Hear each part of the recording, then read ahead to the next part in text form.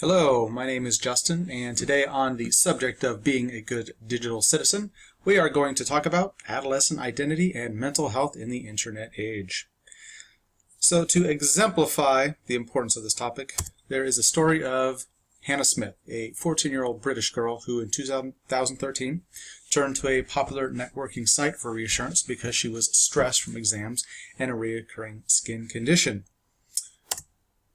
Unfortunately, multiple anonymous posters urged Smith to cut herself and drink bleach. One even said, quote, "Do us all a favor and kill yourself." And eventually she did end up killing herself.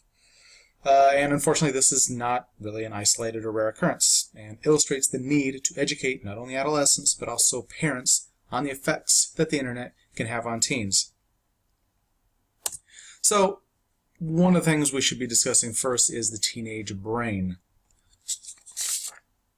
They're talking about teens and their identity and mental health in relation to the internet. The teenage brain is not the same as an adult brain.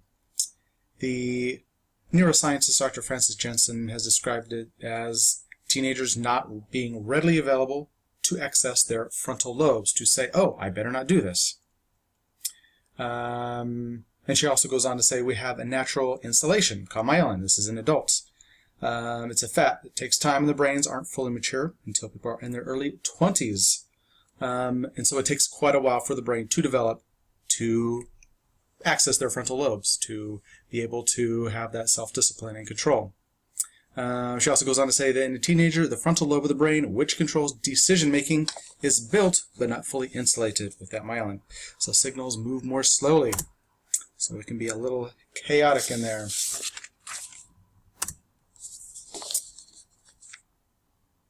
Also, your prefrontal cortex is where we have insight, empathy, these executive functions such as impulse control and risk-taking behavior. Teenagers do not necessarily have these things fully developed yet. Dr. Frances Jensen has also been quoted as saying, "This is not a safe piece of information for me to look at. This is what teenagers aren't able to do. If I go and look at this atrocious violent video, it may stick with me for the rest of my life. This image and this may not be a good thing for me to carry with me." They are unaware when to gate themselves, which means they can't do what the dog does here, is control themselves. They can come across quite a few horrible things on the internet, which I've had some of my students describe to me, which they should not have seen. Okay, so being that they aren't able to gate themselves, they can spend a lot of time in front of screens. So, yeah, and not just computers, obviously, but the tablets and the phones and things like this, they can be around with them all the time, which makes it all the more impactful. As an example of this, a recent study by UCLA showed that 6th graders who spent just 5 days without current technology were significantly better at reading emotions. And that, of course, is important when you're interacting with people, developing at this young age. And then, as we discussed before, you don't necessarily have the prefrontal cortex and where a lot of your empathy is. And if you can't really read people's emotions, it makes it all the worse. According to the American Academy of Pediatrics, children aged 3 to 18 should be limited to 2 hours a day of screen time. But many, of course, have that doubled easily. All this detached screen time that hinders a young people's ability to empathize also affects their self-esteem, because one of the main things that they are engaged in is social media, of course. This can then lead to something called Facebook depression, which a lot of people may have heard of. This is when Facebook and other social media may contribute to depression, and you can do it in 3 main ways here. So bullying, comparing yourself to others, and ultimately influencing self-worth. So basically they're getting on the internet and they're witnessing all the great things that are going on with other people, and yet themselves not even close.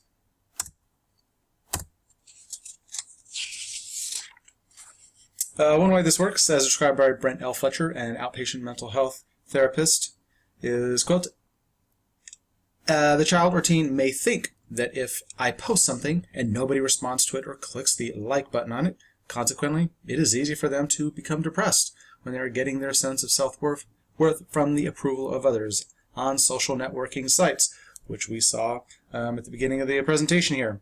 Also, another doctor here, Megan Moreno of University of Wisconsin, said if an adolescent is experiencing feelings of depression and seeks out media to match those feelings of depression, then yes, Facebook and other social media can contribute to feelings of depression. So it's not necessarily that just going on Facebook will make you depressed, but it will definitely back it all up and make it worse. And then we're going to have a few statistics kind of backing some of this up. So it's these statistics are from the Girl Scouts, a survey they did a few years back. So 74% of girls agree that, quote, most girls my age use social networking sites to make themselves look cooler than they really are. But only 41% of them actually say that they themselves are guilty of this. So there's a little disconnect there. 33% of girls with low self-esteem are more likely to admit that their social networking image doesn't match their in-person image, compared with 18% of girls with high self-esteem. So there's a disconnect between girls with low self-esteem and high self-esteem and the effect of being on the internet. And 56% agree that social networks help them feel closer and more connected with their friends. As we've seen, that may not be true in many cases. But 30% think that social networks have increased the quality of their relationships. So in conclusion, all this gives a bit of insight into how Hannah Smith came to such a dark place and ended up taking her life. But even this story isn't as straightforward as it would seem, because detectives ultimately found that Smith sent the hateful messages to herself, hoping her friends would rally in her defense. Instead of reaching out to those who would traditionally be the ones to help in these dark times, such as family and friends or mental health professionals, Hannah, like many her age, chose to hide in and reach out to her life on the internet. She didn't realize that one's, quote, real life and their life in the web aren't the same, and that time and energy needs to be spent on developing real relationships face to face. So I hope this has been useful and you keep some of this in mind in your own dealings with the internet. Bye-bye.